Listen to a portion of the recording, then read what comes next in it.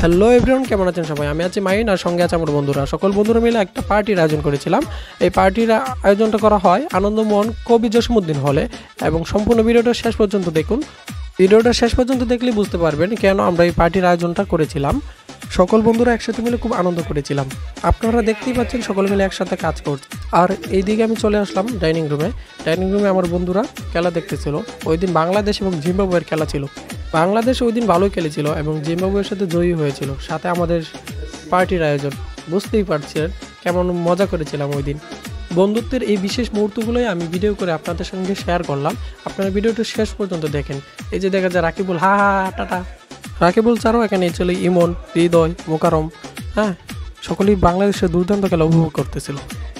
এর মধ্যে আমি ক্যামেরা নিয়ে চলে গেলাম আমার বন্ধুদের কাছে, যারা কেউ হাসি ঠাট্টার সঙ্গে কাজ করতেছিল এবং খুব মজাই করতেছিল, বিষয়টা উপভোগ করতেছিল। আর শুধু বলতেছিল একাই আমি সব কাজ করতেছি। বাবা কাজের ছেলে, জীবনে দেখে নাই কোনোদিন কাজ করতে, আজকে সকল কাজে সে একলা একলা করতেছে। কাজ করার অবশ্য কারণ আছে, বিষয়টা হচ্ছে গিয়ে আমি বলবো তুই বলতে এই পার্টির আয়োজনটা ছিল সৌদুর বিয়ের পার্টির আয়োজন। এইদিকে আমার বন্ধু রাহাত পাটা হিলে ঘষাঘষি, কি মজা। আসলে হলে কোনো ব্লেন্ডার নেই, এভাবে আমাদেরকে পেঁয়াজ, রসুন, আদা ব্লেন্ডিং করতে হয়েছিল। বন্ধুরা হাতের পাটা হিলে ঘষাঘষি দেখে মনে হইতেছিল যে সেও খুব অভিজ্ঞ ব্যক্তি, তার বউয়ের কোনো কষ্ট হবে না। কারণ রান্না বসানোর পালা, সবাই মিলেই একসাথে কাজ করেছি আমরা, সব কিছু প্রস্তুত। আর এদিকে আমাদের রাতও প্রস্তুত রান্না নিয়ে। আসলে আমাদের এই পার্টির শেফ বা বাবুর্চি হচ্ছে আমাদের বন্ধু রাহাত। আসলে তার হাতে জাদু আছে, খাবারটা অনেক ভালো হয়েছিল, বিরিয়ানিটা দুর্দান্ত হয়েছিল। এই যে বললাম না আমাদের বন্ধু রাহাতের বউয়ের কোনো কষ্ট হবে না, আসলে সত্যি বলতে সে সব পারে, এভরিথিং, সে অলরাউন্ডার। আপনারা চাইলে আমাদের বন্ধু রাহাতকে বাবুর্চি হিসেবে নিতে পারেন, খুব মজা রান্না করে। রাহাত বন্ধু একটার পর একটা কড়াই দিতেছিল আর আমরা সবাই মিলে দেখতেছিলাম সে কীভাবে রান্না করে, এবং সবাই এখানে ছিলাম মোটামুটি। এইদিকে মুরগি গোস্তটা ভাজা হয়ে গেছে এবং মুরগি গোস্তটা ভাজতেই আমাদের বন্ধুরা সবাই মিলে একটু একটু করে চেখে দেখতেছিল। আসলে মজাই হয়েছিল, রোস্টের মতো একদম। আগে গোস্তটা ভাজা হয়েছে, যার বিয়ের উদ্দেশ্যে আসলে এই পার্টিটা করা। আর সে মানে একটু পর পর খাইতেছিল, লজ্জাও নেই ছেলেটাকে বলবো বিয়ে তো করলেন, আর ভাবিকে কতদিন দূরে রাখবেন, নিয়ে আসেন না, আমরাও ভাবির হাতে রান্না খাই। কারণ পোলাও চাল দিয়ে বিরিয়ানি রান্না করার ফলা। আর আমাদের বন্ধুর রাতকে সাহায্য করতেছিল নিজাম, সৌদ, হ্যাঁ, আমি এইদিকে ক্যামেরা দিয়ে ভিডিও করতেছিলাম।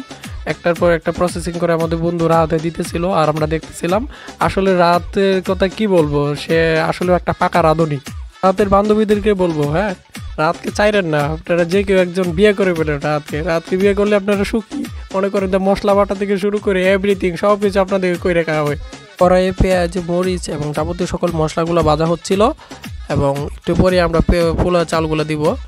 আপনাদেরকে ফ্রি দিয়ে আমরা কিভাবে বিরিয়ানি রান্না করতে হয় তার টিউটোরিয়ালটা দিয়ে দিলাম। আপনাদের ধন্যবাদ দিতে হবে না, দেখতে থাকেন আমরা ছেলেরা কিভাবে একটা সুন্দর একটা পার্টির আয়োজন করতেছিলাম।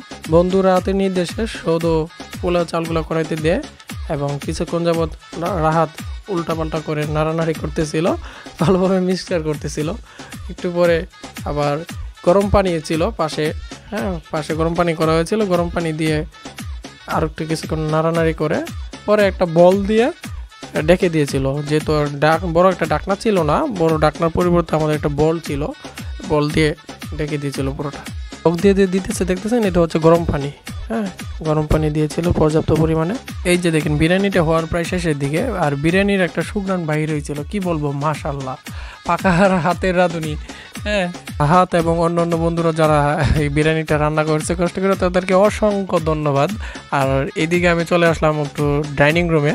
আমাদের অন্যান্য বন্ধুরা ডাইনিং রুমে বসে বাংলাদেশ এবং জিম্বাবুয়ের খেলা দেখতেছিল। বাংলাদেশ ভালো পারফরমেন্স করছে ওই দিন। আমাদের বিরিয়ানি রান্না করা শেষ, আমরা প্লেটে প্রস্তুত করতেছি খাওয়ার জন্য, এবং খুব তাড়াতাড়ি আমরা খেয়ে নিব। কি মজা!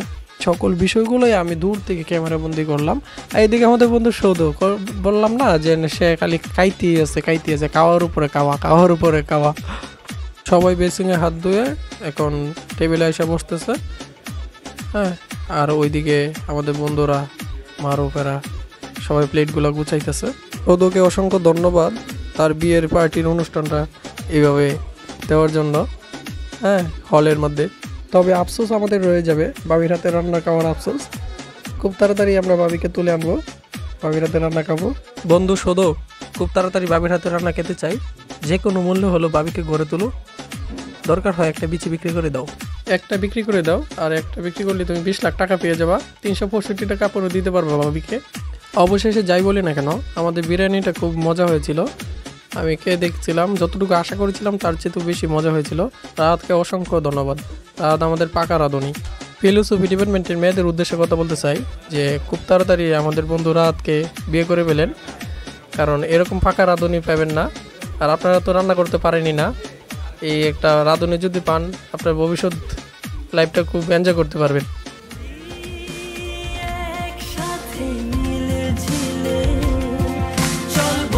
চল চল বন্ধু চল চল বন্ধু চল উড়ি একসাথে নীলে নীলে, উড়ি একসাথে নীলে ঝিলে। চল বন্ধু চল চল বন্ধু চল চল বন্ধু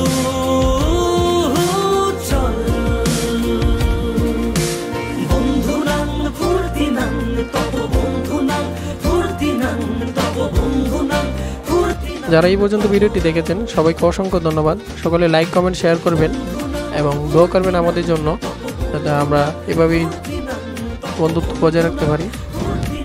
ধন্যবাদ সবাইকে।